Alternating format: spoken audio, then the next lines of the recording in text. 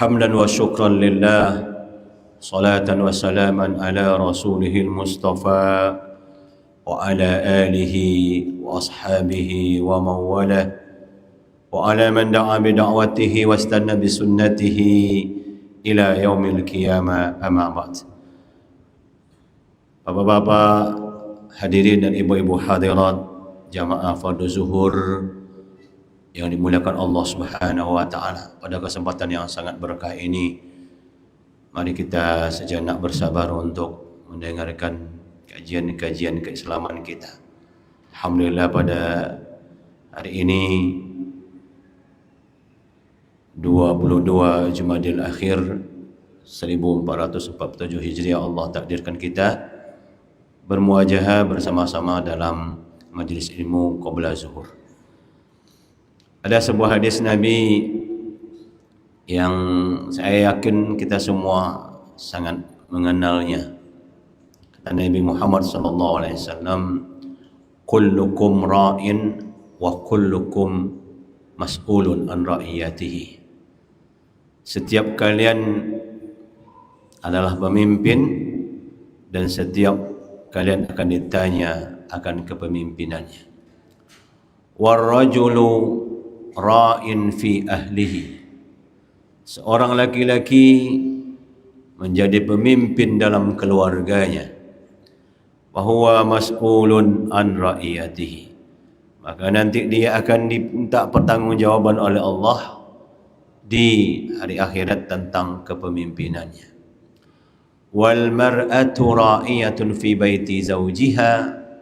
Sedangkan perempuan dia juga pemimpin dalam ruang lingkup rumah yang dibangun oleh suaminya. Fahiya mas'ulatun an ra'iyatiha. Maka perempuan pun akan minta pertanggungjawabannya terhadap kepemimpinannya. Hadirin yang dimuliakan oleh Allah Subhanahu wa taala.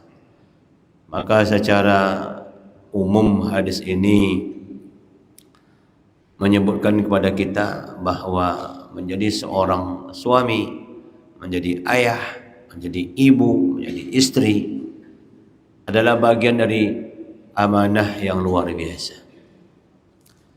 Tidak hanya amanah bagaimana kita membuat kehidupan yang layak buat keluarga kita, berbentuk tempat tinggal, kemudian nafkah, makan dan minum, sandang pangan, kendaraan yang cukup. Itu juga bagian dari amanah. Tapi lebih dari itu semua, ada amanah yang sangat jauh jangkauannya. Tidak hanya untuk kehidupan kita di dunia ini, tapi nanti akan kita pertanggungjawabkan di hadapan Allah Subhanahu wa taala. Apa itu? Amanah pendidikan. Bagaimana kita dalam lingkungan keluarga itu menjadi tempat bertumbuh kembangnya anak dan cucu kita untuk menjadi orang yang taat dan orang saleh. Ya, inilah amanah yang paling terbesar. Kalau amanah nafkah, apa yang mau diberi makan, saya rasa insyaAllah Allah sudah jamin rezekinya. Ya. Allah sudah jamin rezeki setiap makhluk yang ada di muka bumi ini, apalagi kita sebagai manusia. Tapi masalah pendidikan takkan ada yang peduli kecuali ayah dan ibunya sendiri. Nggak bisa digantikan oleh orang lain. Ya. Makanya kenapa kita kalau dalam masalah anak yatim itu Pak, tidak hanya yang kita pikirkan uang sekolahnya, tapi sebenarnya perhatian dan kasih sayang. Karena anak yatim itu tak semuanya butuh uang, tapi butuh kasih sayang. Kalau dia ditinggalkan oleh ayahnya harta yang banyak, sebenarnya dia tak butuh harta. Tapi yang dibutuhkan adalah pendampingan dan perhatian, bimbingan dan arahan, kedekatan-kedekatan emosional yang harus kita bangun dengan mereka. Tentu kepada anak kita seperti itu yang kita lakukan. Karena itu juga yang diminta oleh Allah, bagaimana melakukan anak yatim, bagaimana kedekatan emosional kita kepada anak dalam rangka menjadi sebagai saluran supaya apa yang kita berikan apa yang kita bimbing masuk dalam sanubari anak. Paling tidak menurut para ulama ada 4 pendidikan yang sangat mendasar yang enggak boleh itu ditawar-tawar, enggak boleh itu dipilih-pilih. 4 ini mesti dijadikan perhatian serius dan ini standar minimal. Kalau ibarat kita sekolah ni KKM-nya, KKTP-nya, kriteria ketutusan minimalnya seperti itu. Yang pertama, mesti kita bawa anak dan cucu kita mengenal Al-Quran. Bisa baca Al-Quran, itu tanda dia mengenal Al-Quran, dia lancar dan standar bacaan Al-Qurannya. Hadis Nabi, "Allimu auladakumul Quran." Ajarkan anakmu membaca Al-Quran. Siapa yang disuruh ini? Orang tua. Di antara orang tua itu siapa yang paling berat beban amanahnya? Ayah, bukan ibu. Ya. Nah, alhamdulillah dengan perkembangan fasilitas pendidikan, tugas kita dibantu oleh guru-guru, Pak. Tugas kita sebagai orang tua dibantu oleh guru ngaji, dibantu oleh guru MDA, dibantu oleh guru sekolah Islam terpadu, dibantu oleh guru TK Islam. Padahal itu tugas kita itu. Maka sebaiknya guru jadikan partner, bukan jadikan musuh. Jangan pernah, mohon maaf gitu ya, jangan pernah ditunda-tunda bayaran SPP-nya. Karena mereka itu mewakili kita untuk mendidik anak kita Al-Quran. Bangun kedekatan dengan guru anak kita, karena mereka sesungguhnya membantu tugas kita. Yang kedua apa lagi? Yang sangat mendasar, solat. Biasakan anak kita dan sadarkan anak kita untuk menjaga solatnya. Kapan itu? Sudah disuruh di dalam agama ini melalui hadis Nabi, umur 7 tahun orang tua sudah mesti intens mengingatkan anaknya dengan solat. Banyak redaksi hadisnya. Ada yang mengatakan nabbihu auladakum bis salah. Ada hadis redaksinya muru auladakum bis salah. Ingatkan anak kalian dengan solat 5 waktu. Wa wa abna'u sab'a sinin, masih berumur 7 tahun.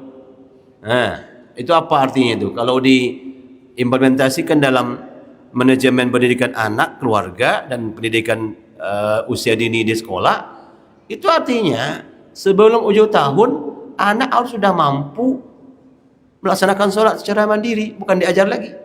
Karena 7 tahun itu sudah harus disuruh, diingatkan, nak sholat zuhur, nak sholat asar, nak bangun subuh, bukan diajar lagi. Jadi kalau 7 tahun baru diajar, ada sunnah yang kita langgar. Ada sistem pendidikan Islam yang mendasar yang tidak kita ikuti dari cara Rasulullah. Akhirnya tidak sukses. Tak sukses, apalagi sudah SMA. Apalagi kalau sudah pensiun baru tidak belajar sholat. Gimana mau terbiasa sholat? Ya. Dan ini menarik, Pak. Kalau dikaji-kaji secara psikologis pendidikan ini, kenapa sebanyak ini ibadah Nabi menyuruh anak kita dibiasakan sholat umur 7 tahun. Padahal mereka belum balik. Tidak ada orang balik umur 7 tahun. Apa rahasianya itu? Bila kita hubungkan ini dengan apa yang dikatakan oleh Imam Syafi'i kepada murid-muridnya, itu nanti ketemu kita jawabannya. Kata Imam Syafi'i pernah bertanya pada hadapan muridnya, apa katanya? Tahu kalian apa yang berat, apa yang ringan di dunia ini? Macam-macam jawaban muridnya. Ini Imam Syafi'i bilang, yang paling ringan di dunia ini adalah meninggalkan solat, dan paling berat adalah komitmen menjaga waktu solat. Yang itu berat, Pak. Dan pernah juga dalam hadis-hadis tentang akhir zaman, Nabi mengatakan nanti akan kalian jumpai generasi yang mereka itu adalah sangat-sangat tak peduli dengan solat. Mereka akan tidak solat dengan bisamanin bakhis, dengan alasan-alasan yang sepele. Ya. Alasan sepele, kena main tak solat, kena mancing tak solat, kena ke pasar tak solat, kena belanja tak solat, kena pesta terlambat solat. Itu kan alasan-alasan sepele. Dan itu juga sudah digambarkan oleh Allah dalam Al-Quran kan. Sayati min ba'din khalfun adaa'us salah. Akan datang setelah mereka itu generasi yang akan melalaikan solat. Tak komitmen solat. Solatnya on off. Berat memang. Makanya rahasianya mesti dimasukkan kesadaran solat itu dalam otak bawah sadar anak. Kapan masanya itu, Pak? Yang paling efektif itu sebelum anak berumur 10 tahun. Itu sudah diakui oleh dunia pendidikan itu. Bahwa anak berumur 10 tahun ke bawah itu kalau ada hal-hal yang sangat mendasar yang harus menjadi kesadaran bawah sadarnya, itu mesti dibiasakan di umur 10 tahun ke bawah. InsyaAllah itu akan membekas terus perintah itu dalam otak mereka. Yang ketiga apa? Menutup aurat. Itu enggak main-main itu. Enggak ditawar-tawar itu. Kalau tidak dibiasakan dari masa kecilnya, sulit kita akan memahamkan bahwa menutup aurat itu wajib. Macam-macam nanti alasannya.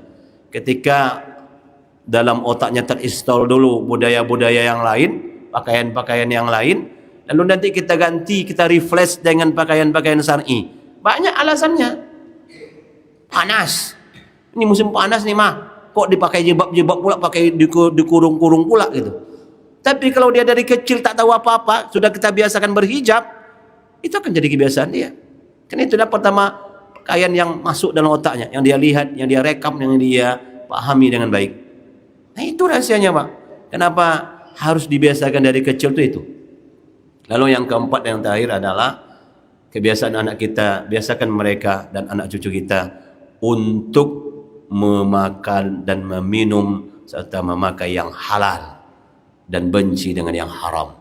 Nah, ini juga prinsip ini, Pak. Rasulullah SAW setelah salat subuh, kan Hasan dan Husain itu dalam banyak riwayat dibawa oleh Nabi salat subuh. Ya, sampai satu ketika Nabi susah lambat bangun dari sujudnya, sahabat pun mulai bertanya-tanya apa yang terjadi dengan Rasulullah. Ternyata Rasulullah kenapa tak bangkit sujud? Hasan dan Husain duduk di tengkuknya ketika sujud. Gimana mau bangkit? Itu buktinya Hasan Husain itu salat subuh dibawa oleh atuknya, umurnya masih belum 4 tahun. Biar tak tidur salat subuh, Nabi pulang dibawa jalan-jalan, jogging-jogging keliling-keliling rumah perkampungan Madinah itu. Biasalah anak kecil, apa saja yang nampak diambilnya. Ternyata Hasan Husain di tangan sudah ada korma matang jatuh dari pohon. Di mana dapat, kata Nabi? Situ tadi. Ayo kita balik lagi ke situ, kata Nabi. Jangan makan, kita balik lagi ke tempat pohon tadi. Kita temui dulu yang punyanya. Diberitahunya anak berumur belum 4 tahun tentang bagaimana menghalalkan sesuatu yang ditemukan di tengah jalan. Itu pendidikan luar biasa itu. Dan momennya sangat efektif itu. Di saat kejadian langsung dieksekusi pendidikannya oleh Rasulullah. Ini belum halal, tak boleh kita makan sampai kita ketemu dengan yang punyanya. Diketok pintu oleh Rasulullah yang punya korma di halamannya itu. Lalu Nabi memberi salam, dijawab, ada apa kira ya Rasulullah? Ini cucu saya mengambil kormamu yang jatuh. Tolong halalkan dan engkau hadiahkan kepada kami. Kenapa hadiah, Ustaz? Karena Nabi dan keluarganya tak boleh menerima sedekah. Dia harus hadiah. Tolong kau hadiahkan kepada kami supaya korma ini jadi halal. Oke, ambil ya Rasul. Nanti ambil sebagai hadiah buat kalian. Kapanpun ambil. Ya, Nabi yang ngomong tak mungkin. Tapi Nabi kenapa tidak dengan kekuasaannya melakukan sesuatu? Tidak. Karena setiap kehalalan itu mesti standarnya seperti itu. Diminta jelas pernyataan orang punyanya menghalalkan itu kepada kita. Nah ini langkah nih Pak, mencari orang-orang hari ini yang nemu sesuatu yang bisa dimakan tengah jalan, tapi dia yakin itu tak boleh dimakan. Itu langkah. Sulit nyarinya itu. Jangankan anak-anak, yang tua ya susah. Ini umur-umur remaja ini kan dewasa semua itu. Jumpa HP, alhamdulillah rezeki anak soleh katanya. Gila itu. Kok jumpa HP, alhamdulillah gitu. Dari mana kamusnya itu? Tidak tahu saya kamusnya dari mana itu. Padahal dalam bab fikih itu ada namanya luqatah, barang temuan. Itu sudah matang dikaji oleh ulama-ulama itu. Bagaimana? Tidak ada halalnya dimakan pribadi. Ya, ada itu bagaimana menyelesaikan barang temuan itu dalam fikih Islam. Diumumkan di tempat jatuhnya. Ada yang bilang minimal 3 hari 3 malam, ada yang 7 hari 7 malam. Setelah 7 hari 7 malam tak ada yang punya. Boleh diambil? Enggak. Boleh dipakai Ustaz? Enggak. Kalau memang daripada mubazir, jadikan itu uang buat fasilitas umum, pembuatan jalan, air bersih. Bahkan pun banyak ulama tak boleh dimasukkan dalam kontak infak masjid. Coba bayangkan, apa lagi masuk dalam saku kita? Kalau di kita luar biasa, Pak. Sulit kita merasa nyaman kalau barang kita tercecer, tinggal tempat wuduk lah tinggalnya, Pak, di masjid itu. Risau kita. Kalau udah sholat kita mau kita batalkan tuh. Ya Allah ya Rabbi, HP tinggal. Saking risaunya kita. Karena kita tak yakin orang nemukan itu akan melakukan seperti yang kita mau. Dikasihnya ke pengurus masjid lalu diumumkan. Yang terjadi itu apa? Pas kita datang tidak ada lagi. Nanya Pak, nampak? Enggak ada Pak. Itu yang sering terjadi. Kenapa itu? Karena kegagalan kita menanamkan dari kecil bahwa itu bukan milikmu. Konsep halal haramnya masih samar-samar, sehingga dia tak takut mengambil, malah menganggap itu sebuah rezeki, sebuah doa yang dikabulkan tadi malam itu. Itu kan terjadi perjungka balik nilai cara memandang sesuatu. 4 inilah menurut saya yang tak boleh tinggal dalam keluarga apapun selama dia muslim. 4 ini mesti dibiasakan dari kecil. Bisa membaca Al-Quran, menghargai solatnya, kemudian menjaga auratnya, kemudian menjaga dirinya dari yang haram. Mesti dia komitmen dengan yang halal. Biarlah berlapar-lapar, tapi jangan harus mengambil yang haram. Mudah-mudahan bermanfaat. Fa'tabiru ya ulil absar la'allakum tuflihun. Wassalamualaikum warahmatullahi wabarakatuh.